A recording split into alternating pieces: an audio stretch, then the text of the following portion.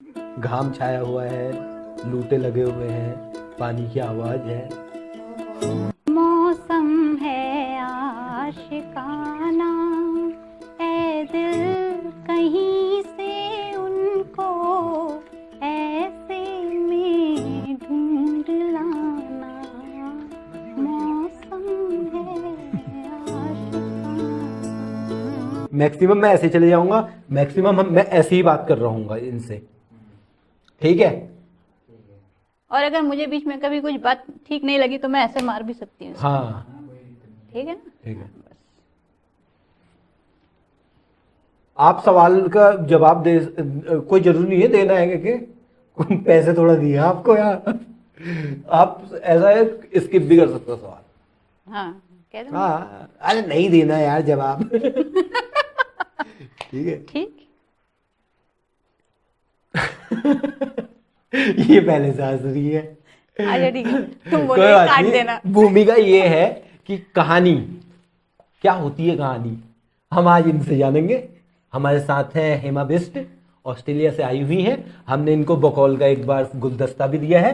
एक बार फिर से आपका स्वागत है, अभिनंदन है हेमा जी। धन्यवाद धन्यवाद धन्यवाद हर्ष जी। ठीक है, बहुत बढ़िया। बहुत आप सुंदर इसको रख बुके है। सकती हैं। ओके ठीक है। ठीक है, एक पत्ती। तो हेमा जी, मैं सबसे पहले जानना चाह रहा हूँ जीवन की कहानी के बारे में कि क्या क्या है, मतलब लखनऊ से सफर ऑस्ट्रेलिया तक का, या फिर कहीं और भी घूमे हैं, जो सफर है वो जरा हमारे दर्शकों को समझा दीजिए, ताकि थोड़ा हाइप सी बन जाए ना, ऑस्ट्रेलिया से आई है बंदी के। हाँ, मैं पहले पहाड़ से लखनऊ गई, फिर पहाड़ लखनऊ से तो से लखनऊ नहीं गए हो आप? पहाड़ से मैं 2 साल की थी ना जब अच्छा लखनऊ अच्छा, गई। ठीक है ठीक है। मैं पैदा पहाड़ में खुकरी हुई। वाली कहानी भी सुना देना। हाँ, मैं पैदा पहाड़ में हुई, तभी तो ठीक खुकरी वाली कहानी है। तो पैदा मैं पहाड़ में हुई, हम्म, और फिर 2 साल की थी तब लखनऊ पहुंची, और फिर दिल्ली, बम्बई और हॉलैंड, मस्कट, ये सब पढ़ाई करते लिखाई के कराते। साथ बताओ ना थोड़ा सा, पढ़ाई लिखाई, अच्छा। ऐसे कहानी हाँ ऐसी यार, सुनाते हो पढ़ाई क्या वढ़ाई आप? तो अरे यार, मेरे को अपने बारे में बताने में, हाँ चलो हाँ, अच्छा ठीक है। हाँ। मैं थोड़ा विस्तार से बताएं आप। विस्तार से हाँ, बताऊं? विस्तार से बताएं, अच्छा हम सुन रहे हैं ना। हाँ। ओके। तो मैं पैदा हुई थी उत्तराखंड, रानीखेत में। हम्म, रानीखेत के पास एक गांव में, बड़ेत में। हम्म, और फिर 2 साल की थी तो पढ़ाई लिखाई के लिए लखनऊ चले गए हम लोग। पापा की मेरी जॉब वहाँ लग गई थी, शक्ति भवन में, जी। तो हम वहाँ चले गए। हम्म, और उसके बाद फिर वहीं पढ़ाई लिखाई होती रही। मैंने एमसीए किया। हम्म, एमसीए के लिए मैं इंदौर गई, डीएवीवी यूनिवर्सिटी से मैंने हम्म, एमसीए किया। फिर मेरी जॉब लगी टीसीएस में, तो मैं मुंबई गई, फिर वहाँ से गुड़गांव शिफ्ट हो गई। हम्म, फिर दिल्ली रही कुछ साल, शादी ब्याह हुआ, वहीं रही। फिर मैं अभी ऑस्ट्रेलिया चली गई 4 साल पहले। हम्म। 4 साल पहले गई और आज घूमने फिरने के लिए आई हूँ। बढ़िया बढ़िया। तो कहानियों का आपका आपकी है, हाँ, मैं अपने दर्शकों को बताना चाहूंगा कि हेमा बिष्ट की 4 किताबें आ चुकी हैं। उड़ान, तुम तक, इश्क और धुरंधर। एक और है संभल है दिल। संभल है दिल, और एक और है हाँ, यादों की अशरफियाँ। यादों की अशरफियाँ। यादों की अशरफियाँ अभी हाथ में आ गई। हाँ है, बैग में है मेरे अच्छा, भी बहुत तो। बढ़िया। हाँ, तुम ठीक के है, भी। यादों की अशरफियाँ तो बच्चों के लिए किताब है। हाँ, बच्चों के लेकिन लिए। कुछ लोग कह रहे हैं कि वो पेरेंटिंग के लिए भी पेरेंटिंग किताब के है। ऊपर भी, हाँ। तो पेरेंटिंग के बारे में थोड़ा बताएं, यहाँ की पेरेंटिंग और वहाँ की पेरेंटिंग के बारे में। यहाँ की पेरेंटिंग और वहाँ, यहाँ पे पेरेंट्स का रौब ज्यादा है, हम्म, वहाँ बच्चों का रौब ज्यादा है। हम्म, यहाँ पेरेंट्स धमकाते हैं और वहाँ बच्चे धमका देते हैं कि ज्यादा किया तो हम कंप्लेन कर देंगे टाइप का। हम्म, लेकिन फिर भी कुछ लोग ऐसे हैं जो अभी इंडिया से जो गए हैं या जो चाइना से आए हैं, वो अभी भी सरेआम बच्चों को कूट देते हैं। अगर कोई सही बच्चा है। कुछ बदमाशी कर रहा है, ज्यादा फैल रहा है, हाँ, तो उसको ठीक से चमका देते हैं। ठीक है। तो लेकिन वहाँ के बच्चों का ये है कि वहाँ के बच्चों को अवसर नहीं दिया जाता है ऐसा कुछ करने का। हर समय उनके मुंह में एक जो निप्पल टाइप की चीज होती है वो लगा रहता है, हम्म, और वो चुपचाप रहते हैं। अच्छा। वो बिल्कुल चुप रहते हैं। और अगर उससे थोड़े बड़े हैं तो उनके हाथ में आईपैड या फोन कुछ होता है, टैबलेट, जिसमें वो बिजी रहते हैं। उनके पास फैलने का कोई अवसर नहीं है। बहुत शांत रहते हैं। कभी विदेशी बच्चों को चें चां करते नहीं देखेंगे आप। बहुत शांत रहते हैं, वो अपने आप ही अपने जीवन में व्यस्त हैं। लगे हाथ एजुकेशन सिस्टम पे भी कुछ बता ही दीजिए।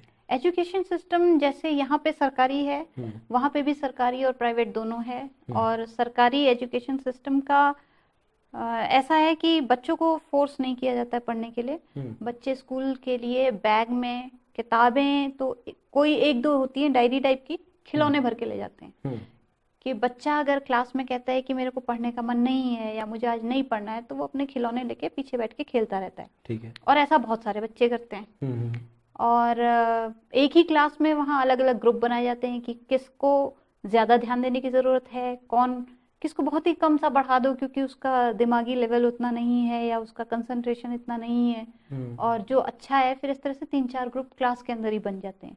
20 बच्चों का क्लास होता है तो 4-4 5-5 बच्चों का गुट हो जाता है, उसके हिसाब से पढ़ाया जाता है। हम्म, और पढ़ाई में वहाँ पे कंपटीशन को मना किया जाता है कि हम्म, किसी से compete करने की जरूरत नहीं है। ठीक है। बी इजी, जिसमें आपको अगर थोड़ा भी दम लग रहा है करने में, छोड़ दो, हम्म, कोई जरूरत नहीं करने की। हम्म, क्योंकि सिस्टम काफी हद तक मुझे ऐसा लगता है कि वो जो कोलैबोरेशन वाला है ना, हम्म, उसको वो लोग फॉलो करते हैं कि तुम जरूरी नहीं है कि हर जगह अपना मर खप के करो ही करो, क्योंकि तुम नहीं करोगे तो होगा नहीं।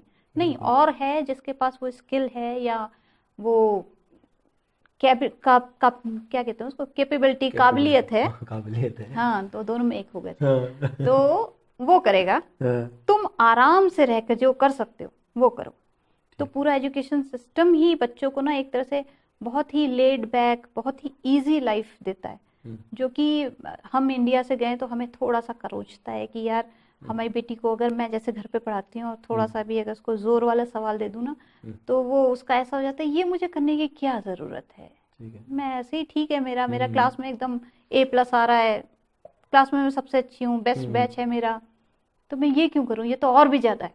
तो अगर हम्म, कभी मैं उससे कहूँ कि इंडिया के में तुम्हारे साथ के बच्चे तो क्या क्या कर रहे हैं, तो खैर इस बात से तो वो चिढ़ती है, तो कहना छोड़ दिया मैंने। हम्म, लेकिन हाँ, उसको ठेलने के लिए मुझे दम लगाना पड़ता है। तो एक माँ के साथ साथ वो जो यहाँ वाले टीचर्स होते हैं उनका काम भी करना पड़ता है कि खुद से उसको बढ़ाओ कि नहीं तुम कर सकते हो ठीक। वहाँ, क्योंकि ये कर सकते वाली बात ही नहीं आने देते ना वहाँ का एजुकेशन हम्म, सिस्टम।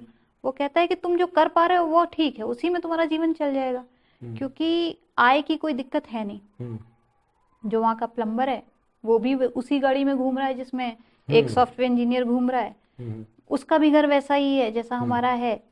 पैसे शायद उसके पास हमसे ज्यादा ही हैं, हम्म, और लाइफ स्टाइल भी उसका हमसे बेहतर है, क्योंकि वो 1 घंटे में जितने डॉलर कमाता है हम वो 8 घंटे में कमाते हैं। हम्म, तो वो दिन में 1 घंटा काम करता है, बाकी 7 घंटे वो ऐश कर रहा है, घूम रहा है, फिर रहा है, उसके पास गाड़ी है बढ़िया। बढ़िया। तो कोई मोटिवेशन ही नहीं है, हम क्यों पढ़ें और क्यों ना प्लम्बर बन जाए। हम्म, बेहतर है कि हम आराम आराम से पढ़ें ऐसे ही और हम्म। फिर प्लम्बर बने अपना बढ़िया।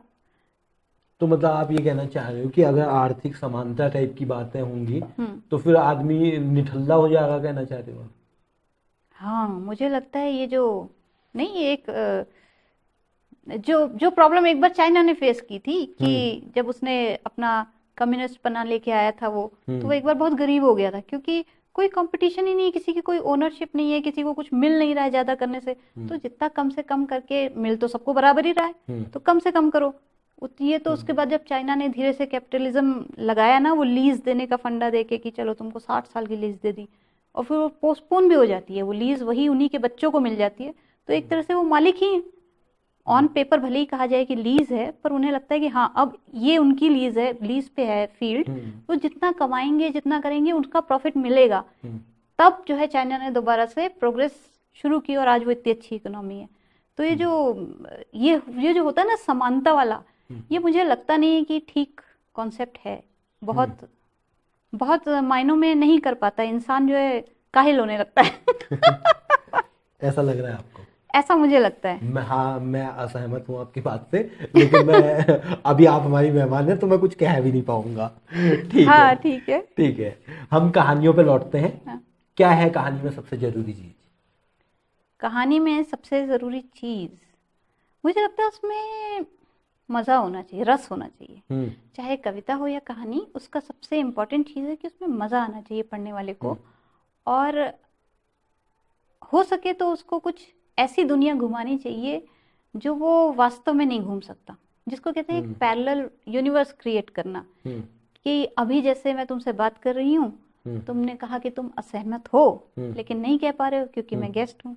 अभी अगर इसकी तुम कहानी लिखोगे तो तुम एक पैरेलल यूनिवर्स बनाओगे कि मैं किसी का इंटरव्यू ले रहा था और उसने ऐसा कहा तो मैंने तुरंत अपनी असहमति जताते हुए कहा कि नहीं ये तो ऐसा ऐसा ऐसा। फिर ऑब्वियसली उस बात पे तुम्हारा जो जिससे इंटरव्यू ले रहे हो वो कैरेक्टर भी कुछ कहेगा। तो वो एक कहानी होगी, वो एक अलग यूनिवर्स है जो तुम्हारे मन में एकदम से आया पर तुमने रियल वर्ल्ड में दबा दिया। तो कहानी में यही होता है कि जो रियल वर्ल्ड की चीजें हैं उसका क्या क्या हो सकता है ये कहानी में पता चलता है। एक तरह से इच्छाएं पता चलती हैं, कुंठाएं पता चलती हैं, या जो कुछ भी तुम सोच सकते हो कि ये तो यार इससे अच्छा हो सकता था, तो वो कहानी में हो जाता है।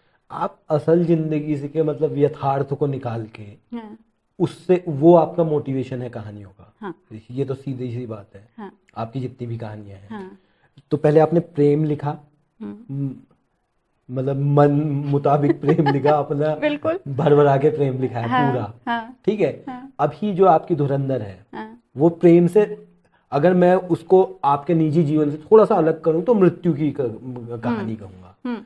तो ये प्रेम और मृत्यु मतलब प्रोसेस क्या है लिखने का? मैं मृत्यु को लिखने का प्रोसेस तो बहुत अलग होगा प्रेम को लिखने के प्रोसेस से। हाँ, क्या मृत्यु को जीता भी है मतलब कहानीकार? ये जानना चाह रहा हूँ। मुझे लगता है कि जब मेरे पापा की डेथ हुई उसके बाद मैं अक्सर किसी भी इवेंट पे ना सोचने लगती थी कि अगर इस समय मौत आ जाए तो मेरी क्या मनोदशा होगी, या मेरे दिमाग में क्या क्या चलेगा कि कौन से काम बच गए हैं, कौन से हो गए हैं, मैंने क्या ठीक किया, कहाँ गलती हो गई, या अरे उससे बहुत दिन से बात नहीं की चलो बात कर लेते हैं। और ये मुझे बहुत अजीब अजीब जगहों पे हुआ। मैं चल रही हूँ, चलते चलते मुझे एहसास हो रहा है, या मैं खा रही हूँ तो खाते वक्त मुझे लग रहा है, सोने के लिए लेटी हूँ तो ही अचानक लग रहा है कि अगर मैं मर गई तो, अगर मैं अभी मरने लगूँ तो कैसी होगी मौत, कैसी आएगी, क्या वो बहुत कष्ट क्या होगा चीज़, या उस कष्ट को भी मैं मतलब एक होता है ना कि कष्ट में अगर आप, जैसे मेरे हाथ में बहुत दर्द हो रहा है तो एक तो होता है कि आदमी छटपटाहट और ऐसे वैसे नहीं एकदम बलबला। एक होता है कि जो मेरा तरीका है कि मैं चुपचाप उस हाथ को देखना शुरू कर देती हूँ और उस दर्द को फील करती रहती हूँ। तो थोड़ी देर बाद ना मेरा पूरा ध्यान उस दर्द में होता है पर मुझे दर्द नहीं महसूस हो रहा होता है। मतलब मेरे को छटपटाहट नहीं होती है, बस मुझे वो दर्द महसूस हो रहा था कि अच्छा अच्छा ऐसा दर्द है, इतना हो रहा है और ये चला रहा है, ठीक है, कितना अभी कम हुआ नहीं हुआ, वो चल रहा होता है। पर मेरा ध्यान दर्द पे चला जाता है बजाय इसके कि छटपटाहट, चिल्लाना, रोना, वो नहीं होता मेरा। मतलब देखना है किसी को। हाँ, मैं हाँ ये कह सकते एक कहानीकार हैं घूरने वाली तरीके आदत से। है मेरी, जैसे अभी मैं हाँ। तुम्हें घूर रही हूँ। बहुत बढ़िया। सही है, सही है। तो मृत्यु को आपने घूरा? हाँ, मृत्यु को मैंने बहुत घूरा। मृत्यु को मैंने उसके बाद तो जो भी मैं फिल्में देखती थी उसमें जो ऐसा कोई सीन आ जाता था जैसे कि सदमा मूवी का सीन है, तो उसके अलग अलग मायने मेरे को सामने खुल के आने लगे थे कि, और मैं उसमें एक्चुअली अपने पापा को इमेजिन करती थी कि अगर पहले ऐसा होता था कि मुझे अगर कोई हंसता मुस्कुराता हुआ मर रहा होता था कि वो मर रहा है बट वो मुस्कुरा रहा है, तो मुझे लगता था कि ये कैसा आदमी है, इसको कोई दुख नहीं हो रहा है कि ये मतलब ये इसके आसपास लोग रो रहे हैं और ये हंस रहा है या मुस्कुराता हुआ जा रहा है। लोग कहते हैं ना कि मैं मरूं तो मुस्कुराता हुआ मरूं। इनफैक्ट किसी एक समय में मेरी भी ऐसी थी कि यार रोते हुए क्या मरना, अच्छे से हंसते हुए मरे। पर उसमें ये भी लगता है कि वो तो बड़ा सेल्फ सेंटर्ड हिसाब किताब है यार, कि हम अपने ही बारे में सोच रहे हैं तभी तो हम कहेंगे यार हमने अच्छा जिया, चलो अब जी लिया जितना जीना था, अब जाने का समय आ गया, मुस्कुराते हुए चलते हैं नई यात्रा पे। तो थोड़ा सा सेल्फिश लगता था, बुरा लगता था, लगता था कि मैं औरों के बारे में नहीं सोच रही, सिर्फ अपने ही बारे में सोच रही हूँ। लेकिन जब मेरे पापा की डेथ हुई और तब मैंने जब, क्योंकि उससे पहले मेरे पास रेफरेंस नहीं था ना, तब मेरे को रेफरेंस मिला कि अगर ये मेरे पापा हैं और वो मुस्कुराते हुए जा रहे हैं तो मेरे को बहुत तसल्ली है कि मेरे पापा कष्ट में नहीं जा रहे, है ना। जितना कष्ट उन्होंने भोगा होगा, भोग लिया 2-3 दिन का, पर जब वो जा रहे हैं तो वो मुस्कुरा के जा रहे हैं। मतलब उन्हें या तो इसी बात की संतुष्टि है कि इस कष्ट से छूटा पिंड, है ना, जितना कष्ट झेलना था मैंने झेल लिया, अब खत्म हुआ, शायद ये संतुष्टि है, ये सुकून है जिसकी वजह से वो मुस्कान है, वो किसी भी वजह से हो। अब वो मुझे बुरी नहीं लगती, मुझे अच्छी लगती है। मैं चाहती हूँ कि जब मैं ऐसी सीन देखती हूँ तो मुझे बुरा नहीं लगता। एक किस में था वो, लाइफ ऑफ पाई, वो जो नहीं समुद्र, उसमें वो शेर होता है, कौन होता है, उसको वो पालता पोसता है, वो जाता है तो पलट के नहीं देखता इस बात का। पहले मुझे दुख होता था कि यार उसने तो इतना किया, ये पलटा नहीं। अब मुझे लगता है कि अगर वो शेर मेरे पापा हों और वो चले गए, उन्होंने नहीं पलटा, अच्छी बात है। वो माया मोह छोड़ के गए, उन्हें सब छोड़ दिया, वो अपनी यात्रा में बिल्कुल आजाद और खुले मन से जा रहे हैं कि अब जो आएगा वो मेरा, जो छूट गया वो गया। तो मुझे लगता है ये बड़ा अच्छा है यार, ये तो अच्छी बात है। तो अब मुझे किसी का निर्मोही होना या किसी का वो होना ना मुझे बुरा नहीं लगता, अच्छा लगता है कि वो जाएगा तो उसको भी सुकून होगा। फिल्मों में भी ऑब्जर्व कर रहे हो, कह रहे थे आप। हम्म। ओपनहाइमर में क्या ऑब्जर्व किया आपने? ओपेनहाइमर, हाँ, एटम बम। हाँ, हाँ, उसमें मैंने ऑब्जर्व किया कि एक तो उस कैरेक्टर को जिसने निभाया, हम्म, उसकी आंखें तो मैं भूल नहीं सकती। उसने जो आंखों से जो दर्द आंखें मेरी भी दिखाया, अच्छी हैं। हाँ, लेकिन अभी तुम्हारी आंखों में दर्द नहीं ना, उसकी आंखें अच्छा, दर्द नीली नहीं नीली है। दर्द से भरी हुई आंखें, जब वो सब धमाका होता है और वो सब। बाकी मुझे लगता है कि ये जो साइंटिस्ट ये सब लोग होते हैं, काम तो देखो सरकारी फंड्स पे ही होता है, और वो तभी होता है जब सरकार की मंशा होती है। और ज़्यादातर जो एडवांसमेंट्स हुए हैं तकनीकी, वो युद्धों की वजह से ही हुए हैं। फर्स्ट वर्ल्ड वॉर के बाद हमने कुछ बहुत तरक्की की, क्योंकि उस समय वो फैक्स वैक्स ये वो उनने बनाया, संचार के लिए बनाया, अपने लिए बनाया था। ये तो बाद में आम लोगों के लिए हो गया, पर जो उस समय रिसर्च के लिए पैसा गया होगा, जो साइंटिस्ट ने काम किया, वो किया तो युद्ध के लिए ही था। यही केस ओपेनहाइमर के भी था कि उनने भी जो किया, सरकार ने जो फंड किया इतना सारा, और जो लोकेशन वगैरह दी, वो इसीलिए दी क्योंकि उन्हें वर्ल्ड वॉर में उसकी जरूरत थी। और जो साइंटिस्ट बना रहे थे उन्हें भी कहीं ना कहीं ये पता था कि ये वर्ल्ड वॉर में इस्तेमाल होगा, ये चीज ऐसी है जो बनाई ही इसीलिए जा रही है कि हमसे पहले कोई और बना लेगा तो हम मरेंगे, तो हम बना लेते हैं, हम मारेंगे। तो थोड़ा सा फिल्म में मुझे लगता है ड्रामेटाइजेशन है कि उसको बड़ा टॉर्चर हो रहा है, बड़ा ये हो रहा है, क्योंकि मुझे लगता है कि रियल लाइफ में अगर ऐसा हो तो वो आदमी कभी ना कभी हाथ झटक ही देगा कि हटाओ, मेरे सर पे कितना लोड रखा है तुम लोगों ने, मुझसे कहा गया था, मैं वो काम कर रहा था, मुझे पसंद था, उसके बाद तबाही होनी थी, हुई, और मेरे ही सर पे क्यों रख रहे हो? मेरे बाद किसी ने तो हाइड्रोजन बम तक बना दिया। एक एटम बम की इतनी तबाही देखने के बाद किसी ने हाइड्रोजन बम बनाया, और तुमने उसको नोबेल प्राइज भी दिया। क्यों दिया? तो ऑब्वियसली एक इंडिविजुअल के तौर पे मुझे लगता है उस आदमी ने कभी ना कभी झटक दिया होगा ये चीज कि नहीं, मैं नहीं जिम्मेदार हूँ जो कुछ भी हुआ। पर हाँ, फिल्म में वो अच्छा पिक्चराइजेशन है और अच्छा बनाया, उन्हें ड्रामेटाइज अच्छा किया। जो कहते हैं ना कहानी में रस होना चाहिए, वो उसमें है। एक गाना सुना दो फिर आप। गाना क्या? रस के नाम पे एक गाना सुना दो उस कैमरे में देखते हुए ना, कि हम रील भी बना पाए उससे। हाय गाना क्या सुनाओ यार, कौन सा सुनाया जाएगा? क्योंकि जो जैसा मौसम दिख रहा है आपको उस हिसाब से। मौसम घाम छाया हुआ है, लूटे लगे हुए हैं, पानी की आवाज है। ओहो, नहीं आ रहा यार? क्या गाना हो गया? अच्छा। मैं गाऊंगा तो खाली बोर ही हो जाएंगे हाँ लोग। यार, वो तो वो कश्मीर आ जाता है यार उसमें नाम में। क्या सुना जाए? मौसम है आशिकाना, ऐ दिल कहीं से उनको ऐसे में ढूंढ लाना, मौसम है आशिकाना। गजब यार। Thank you. आवाज के तो आपके लोग बहुत फैन हैं। अरे हमारी हर बात के फैन है, पता नहीं क्यों। तो अब मैं एक और फैन बनाना चाहूंगा। हाँ एक औरत है श्रीलंका में, हाँ। जो ऑस्ट्रेलिया में काम कर रही है, अच्छा। जिसकी कहानी आप लिख रही हैं। जरा उसके बारे में बताएं, ओह मतलब जितना बताना चाहें। अच्छा, वो क्योंकि वो कुछ है, अलग है, हाँ, वो भी एक्चुअली जैसे और पूरा फिक्शन है।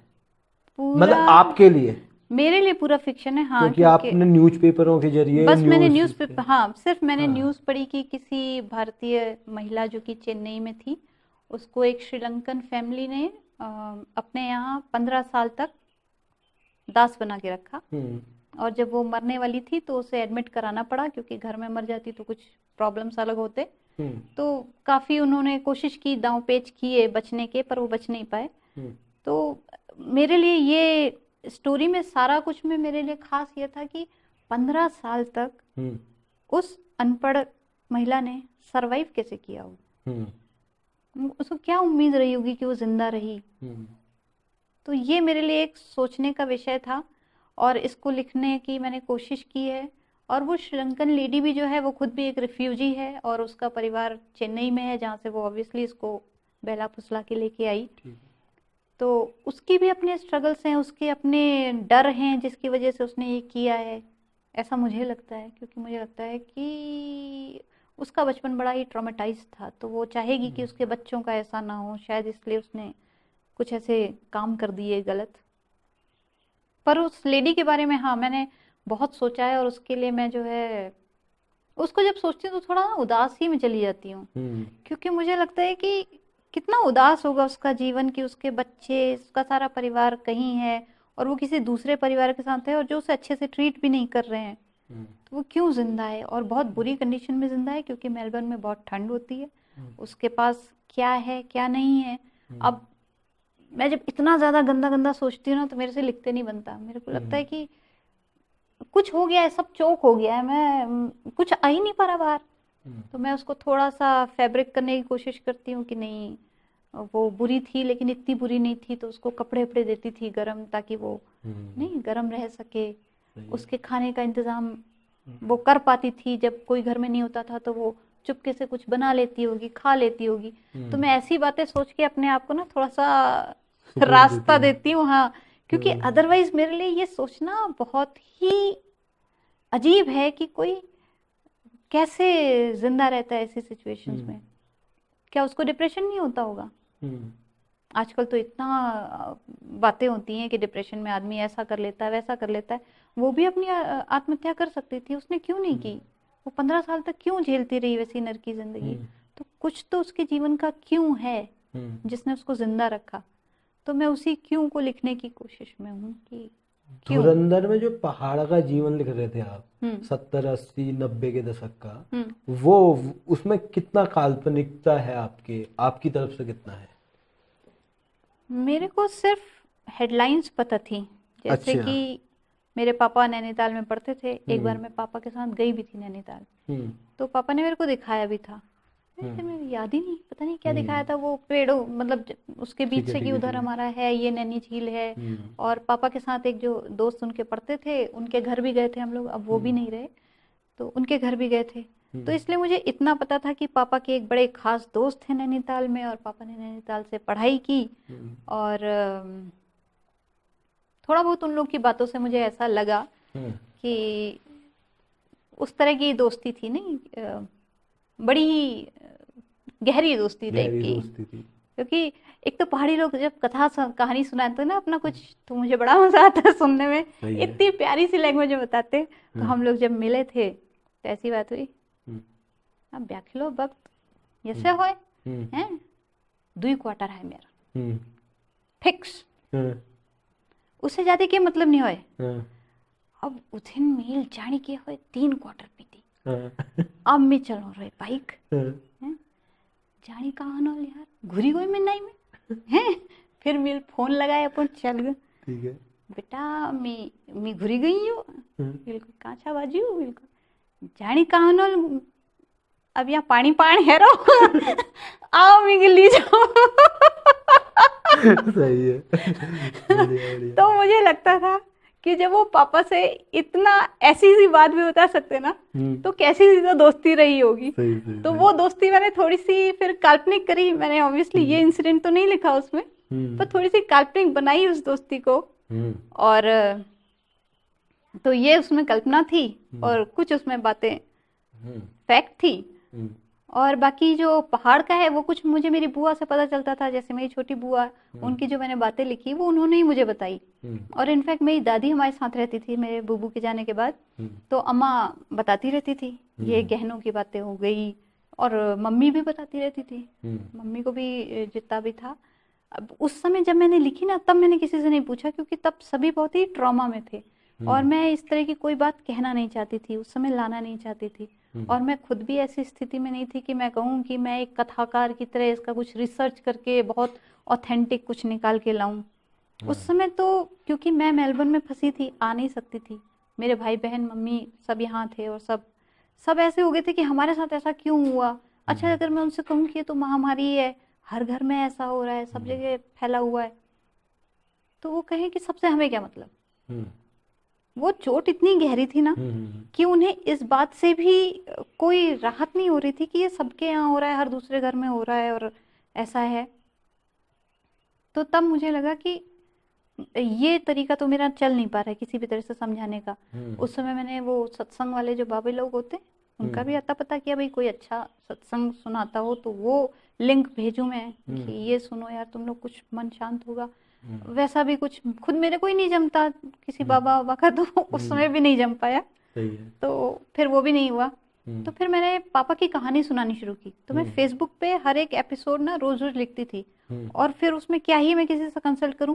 एक मेरा भाई दीपक जो उस समय पापा के साथ था, उसने एक बार, जब उसका भी ऐसा था कि वो ना, एक तो जो आदमी सिचुएशन में होता है ना, उसके पास जो मैंने कहा ना पैरेलल वर्ल्ड, वो रियल वर्ल्ड में वो कर नहीं पाता। उसको रोना है पर वो रो नहीं सकता क्योंकि अभी पंडित जी कह रहे बेटा यहाँ ये रखो, बेटा यहाँ बैठ जाओ, यहाँ ये चटाई लगा दो, है ना। उसको बहुत कुछ आ रहा है मन में, लेकिन वो कुछ भी एक्सप्रेस नहीं कर सकता और अपने आप को अलाउ भी नहीं कर सकता कि मैं वो फील करूं।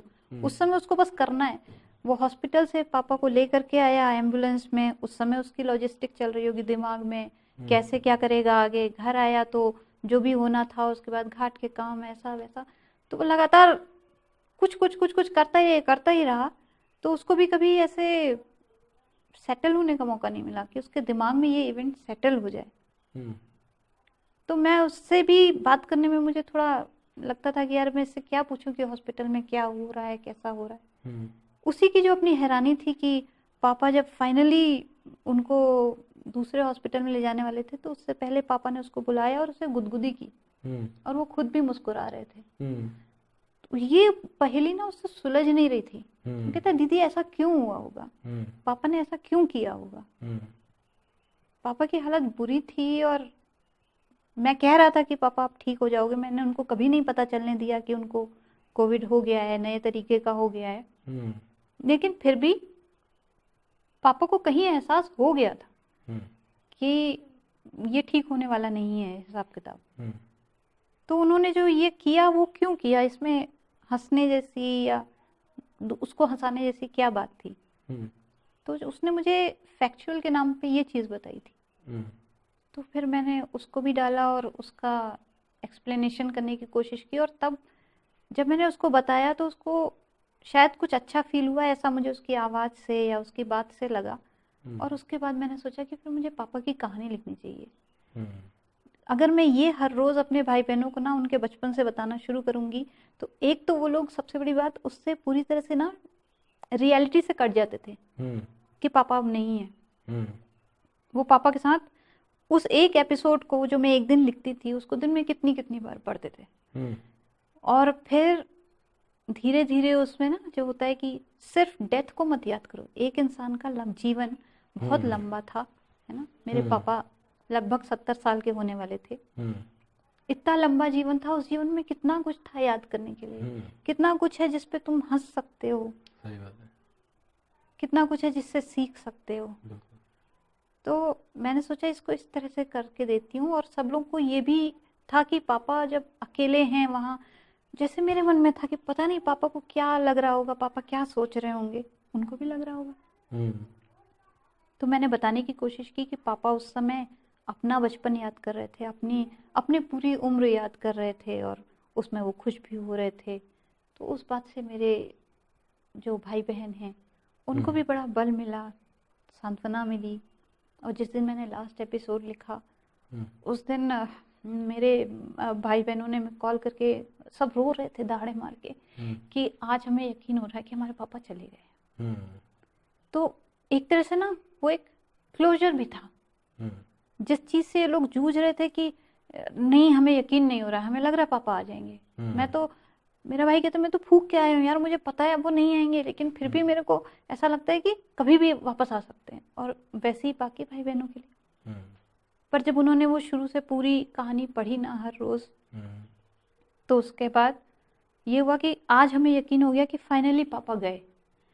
तो ये उस तरह से लिखी गई कहानी थी हम्म, तो इसमें मैंने कोशिश की कि जो बातें हमें पता थी कि हम्म, पापा को जिनका रंज है या पापा ने जो अच्छा नहीं किया, हम्म, तो मैंने उस सब का एक क्लोजर देने की कोशिश की, एक पैरेलल वर्ड बनाने की कोशिश की कि शायद इंसान उस समय सबको माफ़ कर रहा होगा, सबसे माफ़ी मांग रहा होगा, अपने में सुकून ला रहा होगा, वरना वो कैसे मुस्कुरा सकता है।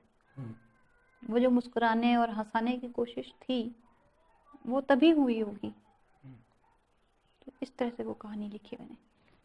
मैं दर्शकों को बता दूं कि धुरंधर के बारे में हम इसलिए बात कर रहे हैं क्योंकि ये एक ऐसी कहानी थी कि जो पहाड़ से रिलेटेड थी। बाकी जो कहानियां हैं संभल है दिल और तुम तक या इश्क, तो ये कहानियां इनके प्रेम की कहानियां हैं, लंबे लंबे प्रेम की कहानियां हैं। तो कितने समय बाद आई हैं आप पहाड़? मैं 5 साल 6 साल। 6 साल बाद। हम्म। कैसा क्या चेंज कुछ दिख रहा है? बहुत सारा। पहले हाँ। जैसे एक आध होटल होते थे ना, हम्म। क्या चाह का होटल खोलू ना? हाँ, अब तो हर जगह चाय के, अब तो हर जगह, अब तो इस बार तो मैंने रील नया बनाई थी देखा। ना तुमने? इस बार तो मैंने नया देखा, वो वैन जैसा भी लोगों ने, जहाँ पे वो नहीं गाड़ियों को पास देने के लिए कॉर्नर में होती है हाँ जगह, बिल्कुल। वहां पे वैन लगा के चाय और मैगी बेच रहे हैं। मैंने कहा यार ये तो हद हो गई, हम्म, ये क्या चल रहा है यहाँ पे। हम्म। और इतने ये भी होटल आ गए। कोरोना का गेम है हाँ क्योंकि वहां से जॉब छूटी, हाँ। अब कुछ ना कुछ तो कमाना है। हम्म और उनको कमाना आता था हम्म हम्म। और उनको ये पता है कि कमाना है, हाँ सबसे करेक्ट। पहली बात। और उन्हें पता है कि कैसे भी कमाना है, हाँ तो वो अपनी गाड़ी लेके लगा दी। हाँ तो उसका ये एक अच्छा भी है। हाँ, मतलब 3-4 जगह देखा मैंने ये वैन हाँ। कॉन्सेप्ट।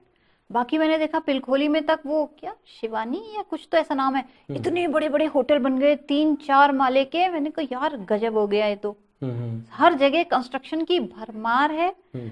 और जो खुली जगह पहले दिखती थी वैसी अब नहीं दिख रही। एक और सवाल है, नीम करोली बाबा से होते हुए आएगा क्या था?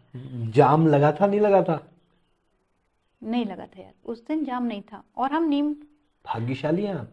हाँ हाँ। काफी, क्या हमने तो पता वहां अभी बैठ के, भाग्य वापिस जाते हैं का भी भाग्य है। नहीं एक बार एक्चुअली ये भाग्य का मेरे साथ हो गया ना उनके साथ, उस आश्रम से, इसलिए अब एक मेरी ट्रेन छूट चुकी है उस जाम में। और वो दिन भी और ऐसा वो था, 6 साल पहले की बात है। हाँ, जब मुझे पता नहीं था कि 15 जून वो दिन होता है जिस दिन वहां कुछ मेला पंडाल कुछ तो अब भी लगाते वहाँ हैं ना। हर जगह हर दिन मेला है वहाँ। हाँ, अरे वो स्टीव जॉब्स, और एक तो पहाड़ी गप्पबाज इतने होते हैं। ओफ, गप क्या लगा रखी है कि वो स्टीव जॉब्स आया था, बाबा ने उनको एप्पल काट के दिया और उसने उसको दिया और कुछ बोला नहीं, मुंह से चुप रहे, बस वो एप्पल दे दिया। बस स्टीव जॉब्स गया, उसने कहा अच्छा ये है मेरा लोगो आईफोन का। अच्छा, सही, पहाड़ियों में ना ये जो गप्पबाजी है, हाँ। कविता कहानी एकदम कूट कूट के भरी हुई है। हाँ। अब जाओगे दिखेगा अपनी रीत झटका मीट। अब हाँ। बताओ इसमें भी तुकबंदी है। अपनी रीच। झटका मीट। अच्छा। सही है। और फिर जोशी कुछ कुछ मटन या जो भी शॉप है उनकी, हाँ। ऐसे ही एक चाय वाला है, उसकी दुकान पे लिखा है तुम्हार ध्यान किधर छू चाहा इधर छू। ठीक है। तो सावधानी हटी दुर्घटना घटी, मतलब तुकबंदी से नीचे तो बात ही नहीं करते। सही है, सड़क सब कवि है। सब कवि बैठे, हाँ। मतलब पॉलिश करने की जरूरत है, वरना हर पहाड़ी मुझे ऐसा लगता है एक तो बहुत गजब एंटरटेनर होता है भाई। किसी के भी पास बैठ जाओ, उसका जो एक बार वो रॉ में आना चाहिए, फिर उसकी कहानियां सुनो, एकदम जबरदस्त होती है। और उनका वो जो पहाड़ी में जो ऊपर नीचे करके वो बोलते हैं ना, जो चढ़ाव है, बिल्कुल नहीं हो, ये जो ऐसे करके आते हैं। फिर से ये अच्छा था। बिल क्या हाँ, है? बिल्कुल नहीं हो, ये ध्यान पढ़ाई लिखाई कतई पट है। और वो कुछ भी बताते ना तो इतने उससे इतने एक्सप्रेसिव होते हैं, जान के हो हमको क्या पता। अरे मतलब यही बात आराम से भी आदमी कहता है, क्योंकि दूसरे को भी नहीं पता है ना, तू अपना हाथों ही, से ज्यादा बोलते हैं। हाँ, अपना ही किस्सा सुना रहे हो उसमें भी। अभी और अभी मजेदार बात है, मैं गई थी अपने ये अम्मा बुबू के घर, हाँ। वहां गई तो वहां तो मैं मेरे ख्याल से 2009 में गई थी, तब से अब गई। और गांव की बूढ़ी औरतें और ज्यादा बूढ़ी हो गई, मैं नहीं पहचान पा रही वो कौन है, और वो लोग भी नहीं पहचान पा रहे। पूछे कुछ, अरे मैं हेमा, गोपाल सिंह बिष्ट जी की बेटी। अच्छा हेमा मम्मी वाली हेमा छे तू। और मेरा भाई जो है, अच्छा ये हेमा मम्मी चल हनल, ये नहीं कि तेरा भाई है, ये हेमा मम्मी का चल है। तो उनके सारे रिलेशन ऐसे डिफाइन हो रखे कि हेमा की मम्मी, और जैसे ही पता चल जाए हेमा मम्मी वाली हेमा, अरे काछारे नानते ना हो पे आजकल कोशेरो पे घूम जाओ पे होए औणे होए घर ले औणे। तो फिर ऐसे बात करने लगते हैं जैसे तुम अभी कल ही उनसे मिलके गए होगे। इतना ज्यादा नहीं अपनापन, इतने इतने ज्यादा एक्सप्रेसिव है ना वो लोग कि मजा आता है उनसे बात करने में। मैं तो नहीं, आदमी दोबारा कब मिले ये भी कोई भरोसा नहीं है ना पहाड़ों में आजकल, तो कहीं भी नहीं। इसलिए आराम से मिल लिया एक बार, ये भी है। ठीक है। हाँ, भरोसा तो और किसी का नहीं है। आते तो यहाँ देवता भी पूजने के लिए हैं लोग, वरना हाँ हाँ। हाँ, तो आप भी आए थे क्या, देवता वेवता पूजे क्या? नहीं मैं नहीं, पर मेरे पापा आया करते थे। हाँ वो होता है ना, वो पूरे पूरे परिवार में से आना चाहिए आना चाहिए। तो मेरे पापा छुट्टी इस बात के लिए वो लेके आते ही थे कि भैया जागिर हो रही है जाना है, पाठ हो रहा है जाना है। तो क्योंकि होली दिवाली हम नहीं आते थे, हम तो गर्मी की छुट्टी में आते थे। पापा की बीच बीच में ऐसी शॉर्ट ट्रिप लगती थी, क्योंकि पापा गर्मी की छुट्टी भी हमें छोड़ने आते थे और हमें लेने आते थे, और उस बीच में शायद 2 दिन रुकते होंगे। तो पापा का इतना ही रहता था रुकने का, बाकी उनका ये पूजा पाठ के चक्कर में आते थे वो। नदी के द्वीप, हम्म।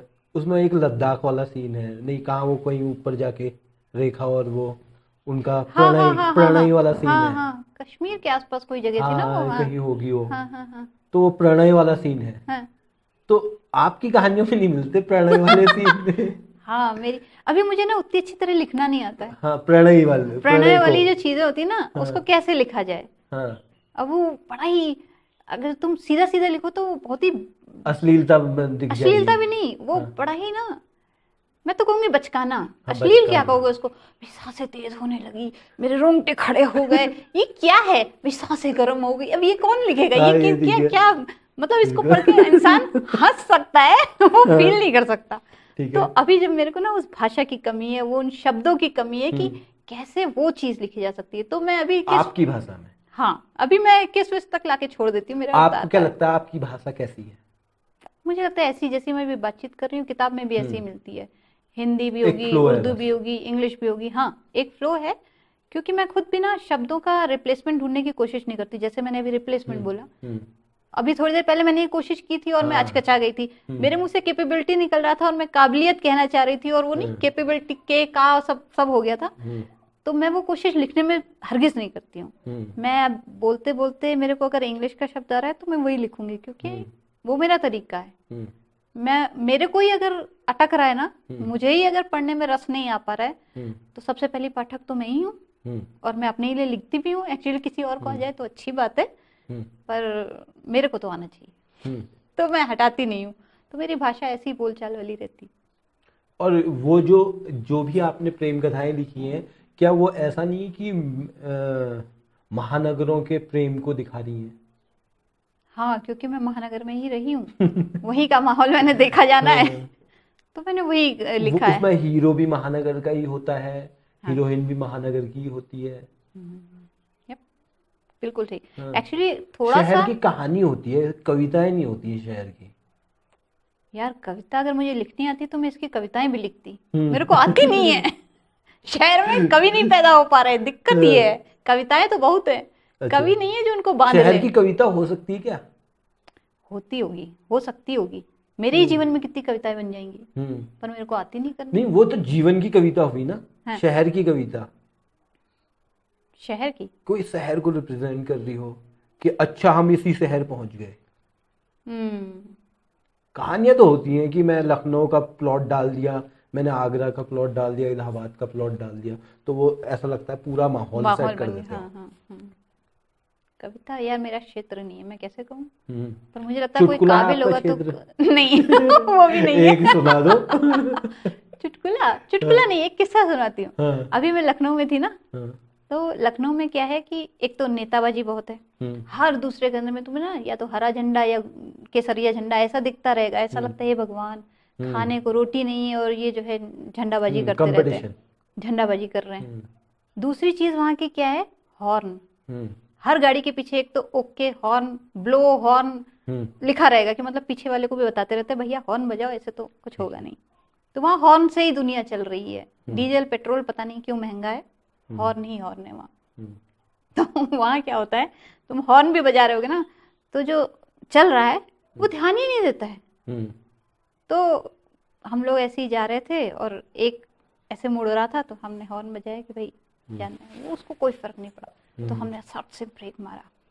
तो तब मेरे मन में आया कि भाई अगर हम ब्रेक ना मार पाते और टक्कर हो जाती, तो ये आदमी उतर के आता हमारे पास और कहता, का भैया बिना ब्रेक की गाड़ी चला रहे हो लखनऊ में, ब्रेक नहीं तुम्हारे पास? तो भैया है तो नहीं है, तो लगा काहे नहीं? नहीं उतना अच्छा नहीं है। अरे यार तुम अपने साथ साथ दूसरों को भी जान खतरे में डाले हो हैं। खाली हॉर्न से क्या होता है, ब्रेक होना चाहिए। हमें पता है तुम्हारे सबके पास यहाँ ब्रेक है, इसलिए हम बिना हॉर्न पे ध्यान दिए चलते चले जाते हैं। कि हम जा रहे, सबके पास शहर में ब्रेक है, सब ब्रेक लगाते हुए जाएंगे, हम नहीं लगाएंगे। तो तुम अपनी सुरक्षा का ध्यान रखो, तुम भी अपनी गाड़ी का ब्रेक दुरुस्त रखो। ये एक वो है कि लड़कियों को, औरतों को एक देखने का तरीका है कि एक वो है ना, ऊपर से नीचे तक देख लिया, टटोल लिया, ठीक है, नाप लिया। क्या है ये मामला, जरा बताएं इसके बारे में। ये सब जगह है यार, मतलब ये ऑस्ट्रेलिया में भी है? ऑस्ट्रेलिया में भी है। मैं ऑस्ट्रेलिया में जहाँ आदमी को भी नापता है क्या वैसे? यार ये तो कोई मुझे बताता नहीं है, तुमको नापा किसी ने? मुझे क्या पता चलेगा। फिर अब मुझे भी नहीं पता, मेरे को किसी ने बताया तो नहीं। आप अपनी बात करें। हाँ, तो मैं मेलबर्न सिडनी में थी एयरबीएनबी में। तो हमारा जो साथ में रहने वाला ओनर था, वो करीब था 60-65 साल का आदमी था।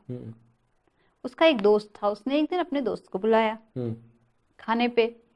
तो मैं खाना बना रही थी और उन लोग को एक तो इंडियन चाय का बड़ा क्रेज, दूसरा वो ना, मैं रोटी जब फुलाती थी तो वो वाह वाह सारा नया नया हो रहा, अभी भी फूल रही। क्योंकि वहां तो क्या, या तो ब्रेड मिलेगी या फिर वो जो अरबी वाले वो नान होते, फ्लैट पतले एकदम बने बनाए रेफ्रिजरेशन वाले, वो मिलते हैं। तो उनके लिए ये बड़ी नई चीज थी कि रोटी फूल रही गरम गरम, अभी अभी इसने आटा तैयार किया, फुलाया। तो वो उस सब के चक्कर में वो आए थे। तो मैंने खाना वाना बनाया, हम लोग टेबल पे बैठे। तो वो जो आदमी आया था उसने मेरे को ऐसे देखा, कहता है 42 किलो होगा तुम्हारा वजन। मैं एकदम ऐसी रह गई क्योंकि मेरा वजन कुछ 41.5 किलो था। उसने 42 किलो कह दिया। अरे मेरे अंदर तक झुरझुरी हो गई कि इसने और क्या क्या नाप लिया होगा। जब इसने वजन नाप लिया तो और क्या क्या नहीं नापा होगा। तो ये चीज हर जगह है 42 किलो कि लड़की कैसी है। मे भी इसलिए है क्योंकि बहुत समय से ही चला आ रहा है ना, लड़की फिजिकली क्योंकि स्ट्रांग नहीं है, तो उसने अपने आप को सजा संवार के ही जो है बनाया है लायक कि भाई ध्यान जाए। अभी लड़का क्या है, माचो है, तो उसके वो कोई भी शक्ति प्रदर्शन कभी भी कर देता है। नहीं, अभी एक लड़की स्कूटी फंसी है, निकल नहीं पा रही है, अटक गई है, एक लड़का उसने सट सटा, वाह यार, मतलब एक लड़की के तौर पे मैं कहूंगी, लगता वाह यार क्या ताकत है इसमें, कितने आराम से इसे फूल जैसे हटा दिया, मैं तब से पत्थर की तरह लगी पड़ी हूँ। ठीक है, तो लड़कों में ये है। लड़कियों में क्या है, लड़कियां ऐसे लड़कों को नहीं इम्प्रेस कर सकती कि नहीं मैंने एक स्कूटी ऐसे उठा ली और मैं चली जा रही हूँ। लड़के कहेंगे ये क्या खबीस है, नहीं? कोई लड़का नहीं अप्रिशिएट करेगा कि बड़ी दमदार लड़की है। तो लड़के क्या अप्रिशिएट करेंगे, जो उनके पास नहीं है ना। मतलब वैसे है लेकिन नहीं है, खूबसूरती नहीं है, उस तरह का शरीर नहीं है, तो वो वही अप्रिशिएट करते हैं, तो वो वही देखते हैं। और लड़कियां वही इनहेंस करती हैं क्योंकि उन्हें पता है कि यही देखा जाता है। बस ये है कि कभी कंफर्टेबल होती है, कभी अनकंफर्टेबल। बहुत ज्यादा लिखा है तो वो वाली भी दे सकते हो आप। लड़की पटाने के 5 नुस्खे, इस टाइप से भी दे सकते हो आप। नहीं, लड़की पटाने के कोई नुस्खे नहीं होते, हर लड़की अलग होती है, किसको क्या पसंद आता है, बात ये है। और एक्चुअली पटा भी कैसे कोई सकता है ना, ये तो होता है कि आप किसी से बातचीत करते हैं। नदी के द्वीप पढ़ के तो ऐसी बातें मत किया करो यार।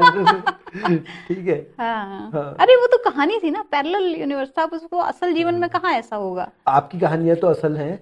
हाँ, मेरी कहानियां असल है। तो वो भी अभी दोस्तों की नहीं पकड़ी आपने कहानियां?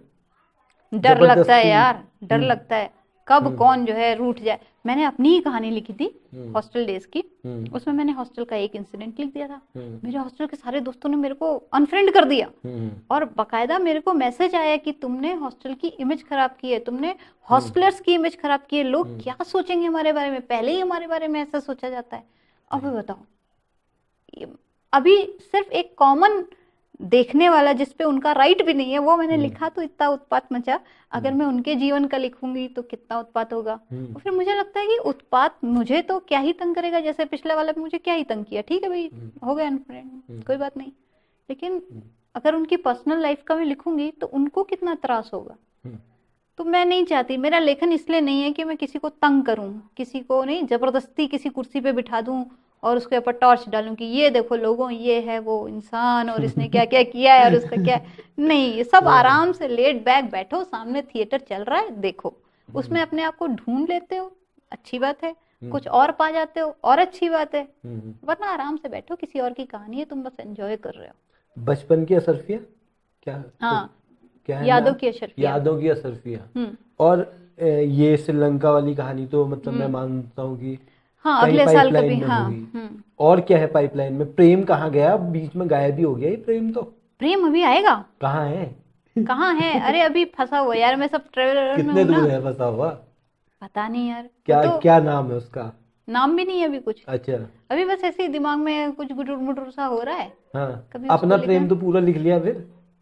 अब नहीं, किसका चल बचा रहा है? है, मेरा ही चल रहा है। अच्छा अच्छा। मेरा प्रेम होता रहता है सही है है ना? सही है सही है। मेरा प्रेम ऐसे बंधा हुआ नहीं है कि वो, धर्मवीर भारती से नहीं हुआ आपको प्रेम? अरे अभी होगा शायद, ठेले पे हिमालय ली ना मैंने उनकी तो शायद होएगा, बाकी नहीं, उनसे नहीं हुआ मुझे जितनी प्रेम। छीछा लेदर तुमने की है ना, क्या किताब का नाम क्या है वो? गुनाहों का गुनाहों का देवता को गुनाहों का देवता ही बना दिया तुमने। अरे वो है ही ऐसी यार।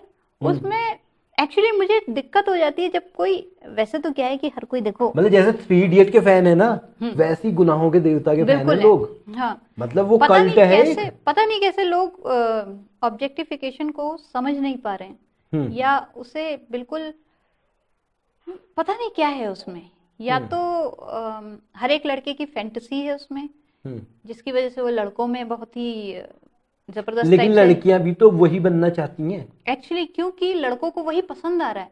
मैंने बताया ना, लड़की क्यों अपने फीचर्स एनहेंस कर रही है या क्यों खूबसूरत दिखना चाह रही है, क्योंकि लड़कों को पसंद आ रहा है। अब हर लड़के को सुधा चाहिए या पम्मी चाहिए या रेखा चाहिए, उसको पता है ऐसा चाहिए, अरे यार हम ऐसे नहीं है। मतलब मॉडर्न होते होते वो उसे पम्मी चाहिए अब। हाँ ऑब्वियसली हाँ, लेकिन सुधा को लग रहा है कि हाँ इस तरह से बाजी मारी जा सकती है, भले मारी वो जा सकती है, पम्मी के साथ हाँ। चला जाए लेकिन मन उसका मेरे ही साथ रहेगा, देखो मन से वो कभी नहीं मुझे भूलेगा। तो वो सब चीजें है ना, एक साइकोलॉजिकल जो है ना, उसके चक्कर में मुझे लगता है ये कहानी ऐसी है। अदरवाइज उसमें इतना ऑब्जेक्टिफिकेशन है जिससे मुझे सख्त चिढ़ होती है। वैसे तो क्या है कि सभी लोग ऑब्जेक्टिफिकेशन करते हैं। अभी अगर मैं ही कहानी बनाऊंगी तो मेरी कहानी में मैं सब्जेक्ट तुम ऑब्जेक्ट, हो गया तुम्हारा ऑब्जेक्टिफिकेशन, ठीक है। लेकिन ये एक लिमिट में है, एक पर्टिकुलर पर्सपेक्टिव में है, ठीक है। लेकिन तुम कतई उसको सामान बना दो इस्तेमाल करने वाला औरत को, तो उससे मुझे कुछ ना दूरी रखने का मन होता है कि नहीं यार, औरत को भी एक इंसान की तरह ट्रीट करो, उसको एक खिलौना मत बना दो तुम। तो इसलिए मुझे वो खासी उससे दिक्कत हुई कि ये क्या क्या लिखा हुआ है इसमें, तो मुझे पसंद नहीं आई। आपका बंटी?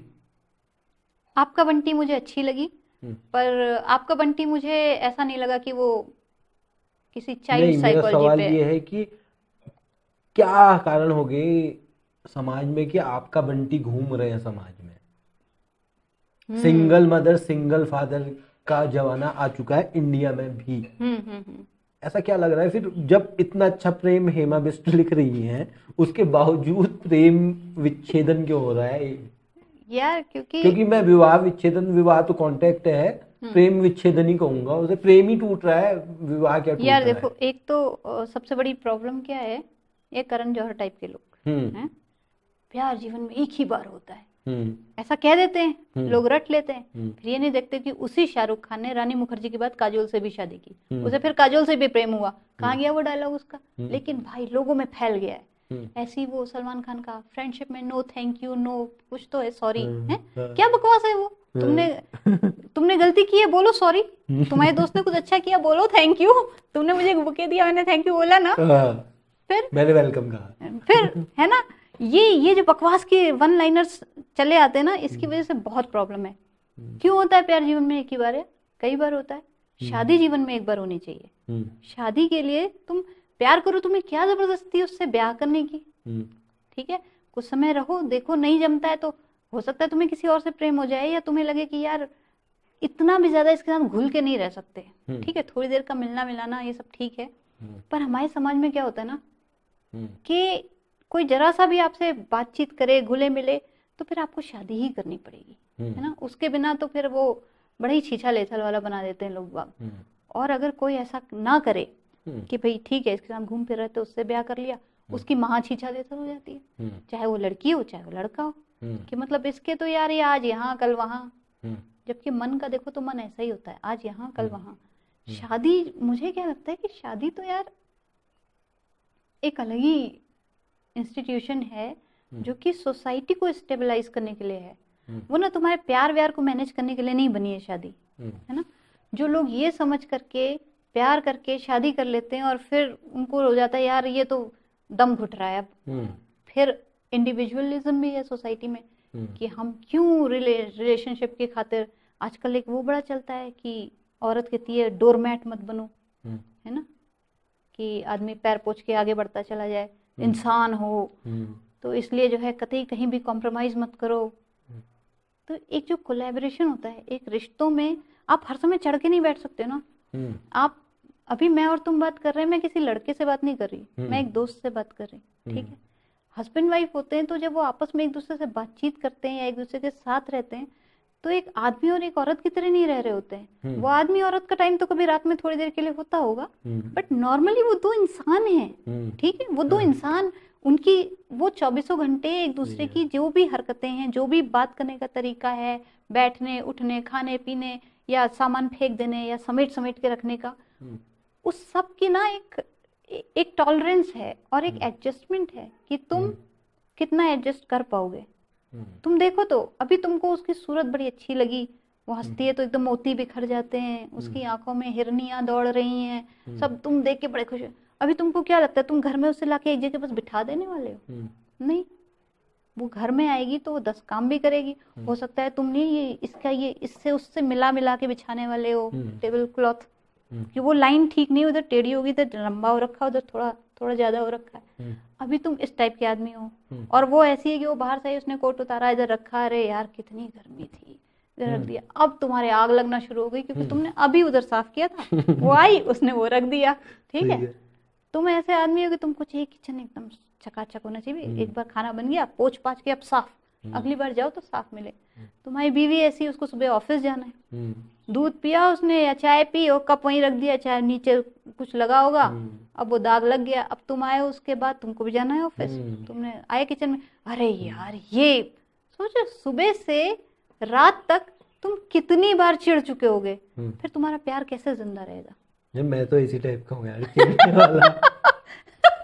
हाँ तो तुम प्रेम विवाह मत करना। अच्छा ठीक है, ठीक है। और करना तो बहुत लंबे समय तक प्रेम करना, इतना कि तुम्हें लगे कि यार सब बर्दाश्त कर लोगे तुम, वरना तो सुबह से शाम तक जलते रहोगे, वरना कुड़ते रहोगे और फिर लड़ाई झगड़ा होगा और फिर वो भी कहेगी यार मैं भी कितना बर्दाश्त करूं, क्यों बर्दाश्त करूं, अब तो फैसिलिटी है, अलग हो सकते हैं, समाज में मान्यता हो चुकी है, तो चलो अलग हो जाते हैं। तो आजकल ये बहुत है, लोग ना एडजस्ट करने में अपने आप को छोटा समझने लगते हैं, पता नहीं ऐसा मानसिकता क्यों आ गई है कि अगर आप एडजस्ट कर रहे हैं तो आप कमतर हैं। तो यही तो फेमिनिज्म भी है, क्या एडजस्ट ही तो कर रही थी वो, तो फेमिनिज्म तो इसके खिलाफ ही तो एक नारा है ना, फेमिनिज्म वही है कि एडजस्टमेंट को ही तो तोड़ रही हूँ।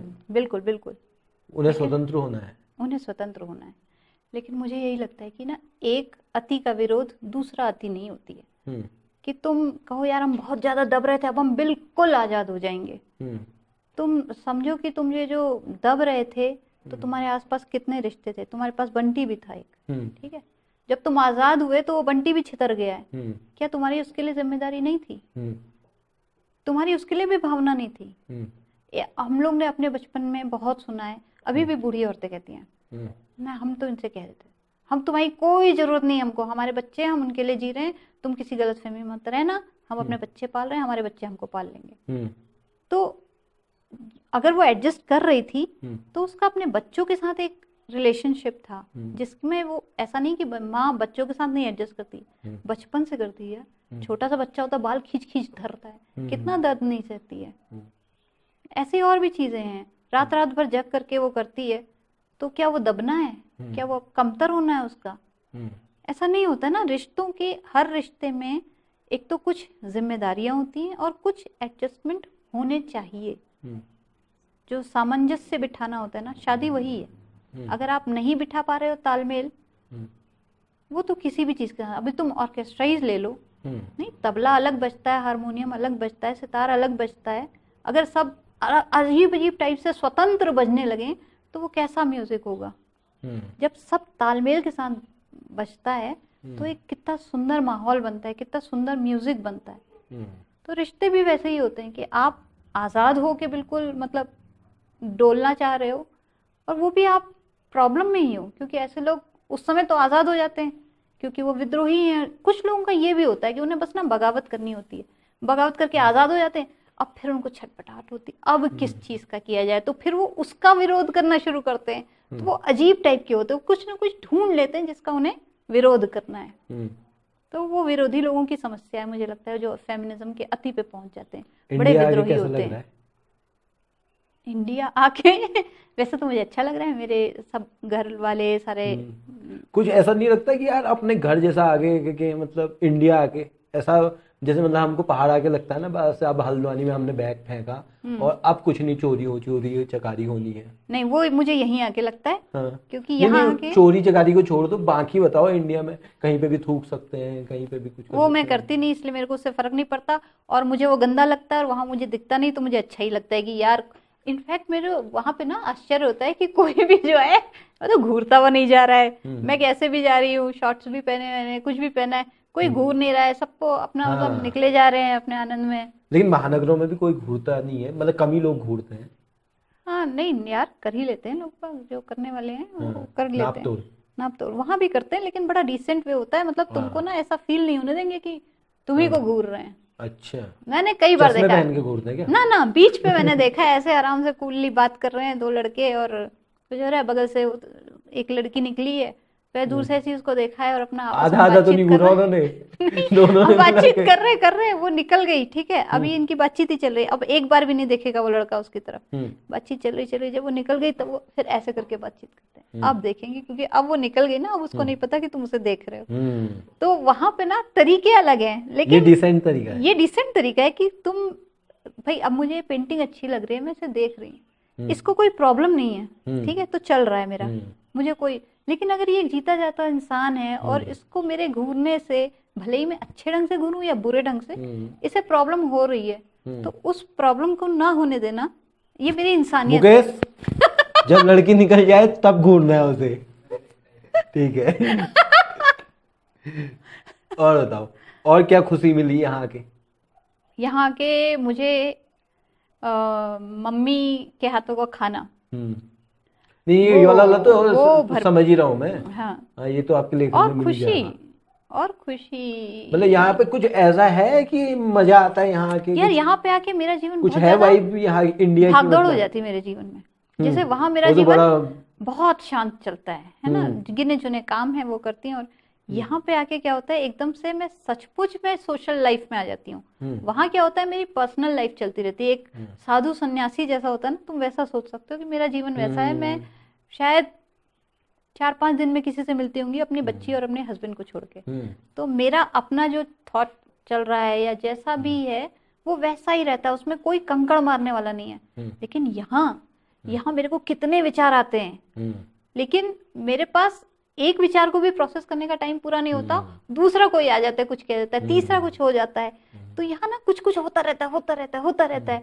तो मुझे लगता है कि यहाँ पे जीवन में ठहराव की ठीक से कमी हो जाती है। मैं यहाँ से जब जाती हूँ ना, पूरी एग्जॉस्ट होके जाती हूँ, मैं इतना थक जाती हूँ, एक तो इसलिए कि इतनी ज्यादा भागदौड़ में करती नहीं हूँ, मैं बड़े आराम से जीने वाली हूँ, दूसरा मैं बहुत ज्यादा सोशल नहीं हूँ, मैं वैसे इंट्रोवर्ट हूँ, वहां तो मैं चुप ही रहती हूँ। मेरी यहाँ पे आके मुझे हर किसी से बात करनी होती है, क्योंकि आपकी चुप्पी कोई क्या समझेगा, तो सही आपने बात बात है। करनी ही करनी है। तो यहाँ आके मैं खूब बोलती हूँ, खूब बोलती हूँ। मेरी बेटी कहती है, तुम कैसे इतना बोल रही हो, तुम कितना बोल लेती हो, तुम किसी के भी साथ बोल के हाँ हाँ करती हो। सही है। तो तुम बातें निकाल लेती हो। हाँ। अभी मैं ऑटो रिक्शा में बैठी थी, ई रिक्शा जो चल गए, हम्म। मैं उससे बात करने लगी। मेरी बेटी कहती, तुम उससे भी बातें कर रही हो। हम्म। मैंने कहा, हाँ, जाने तो उसका जीवन क्या है भाई, बिल्कुल। कब से चला रहा है, क्या दिक्कतें हैं। टैक्सी में बैठी, टैक्सी वाले ने बड़े मजेदार बात बताई मेरे को। कहता है कि अब टैक्सी की कोई वैल्यू नहीं रह गई है।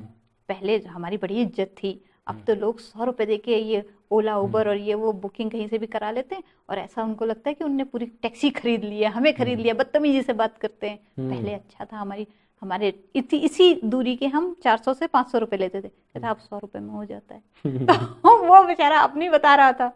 तो मुझे ऐसे लोगों से ना मजा आता है। खास करके मुझे लगता है कि ब्यूटी पार्लर, टैक्सी ड्राइवर, ये चाय के जो होते हैं ना, खुमचे खुमचे ऑटो वाले, इनसे बात करनी चाहिए। ये इतने तरीके के लोगों को देखते हैं ना, इतनी तरीके के लोग, बातें इनके कानों में पड़ती हैं कि कभी तुम इनके पास बैठो तो तुमको उस जगह का पूरा माहौल समझ में आ जाता है कि इस जगह कल्चर कैसा है, इस जगह लोग कैसे हैं, कैसी कैसी बातें होती। तो मुझे उन लोगों से बात सुनने में मजा आता है।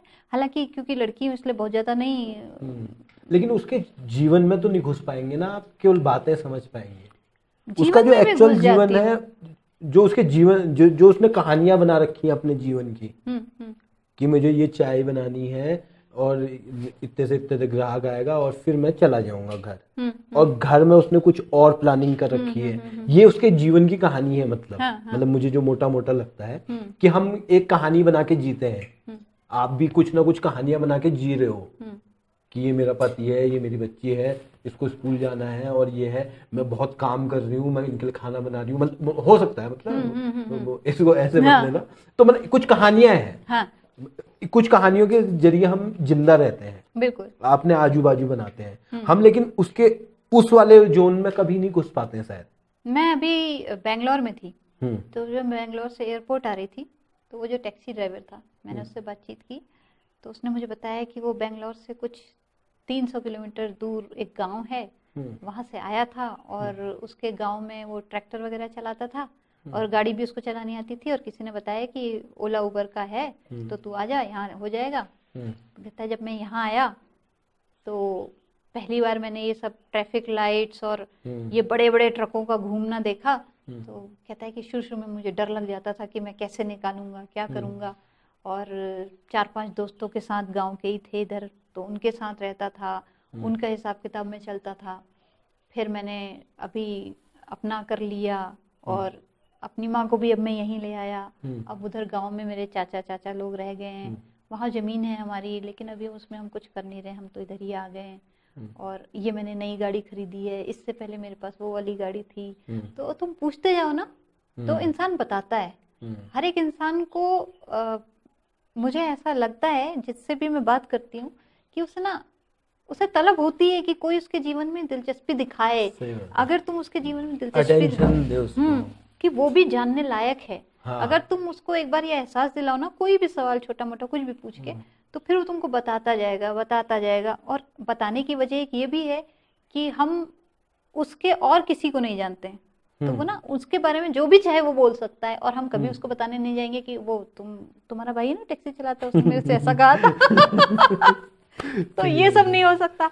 तो उसका जो पर्सपेक्टिव है ना, अनफिल्टर्ड, वो तुम्हारे सामने रख देता है, और वही असल इंसान है। बाकी तो वो अपनी असल जिंदगी में असल लोगों के बीच मुखौटे लगा लगा के घूम रहा है कि इसको ये बुरा लग जाएगा, मैं नहीं कहूंगा, उधर ये नहीं करना मैंने। लेकिन जब वो किसी ऐसे अनजान आदमी को बताता है ना, तो पूरा मन खोल के बताता है वो कि भाई मेरे को तो ऐसा लगता है, ये ऐसा है, वो वैसा है, और मैं ऐसा। तो अच्छे लोग मिलते हैं आपको? हाँ, मतलब मुझे लगता है बातचीत करती हूँ तो अच्छे ही लगते हैं मुझे तो। बुरे लोग कम ही मिले। और मसाला आप मिला ही लेती हो? मसाला मिला ही लेते। कहानी बन जाती है। कहानी बन जाती है। और बताएं, और क्या फिट रहने के लिए क्या कर रहे हो? यार नाच रहे हो, घूम रहे हो? मैं एक्चुअली फिट रहने के लिए नहीं करती, ये मेरे शौक हैं। फिट रह के करती हूँ। हाँ ये कह सकते हो कि फिट रह के ये सब करती हूँ, क्योंकि मुझे शौक है घूमने का हाँ, और फूल पत्ती देखने का हाँ। और पेड़ों को देखने का। बकौल के फूल हमने आपको भेंट दिए हैं।